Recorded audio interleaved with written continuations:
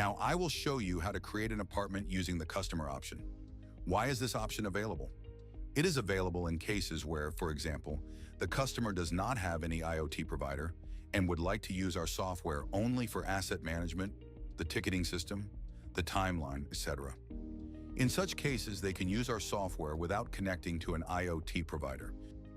For this purpose, we need to complete the space settings such as name, postal code, and select the country.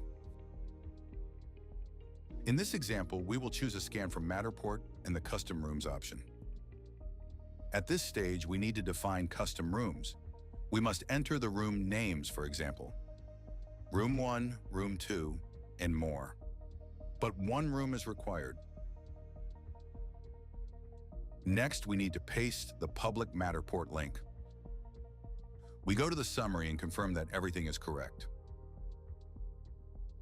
From this point, the rest of the process is the same as in the IoT provider option.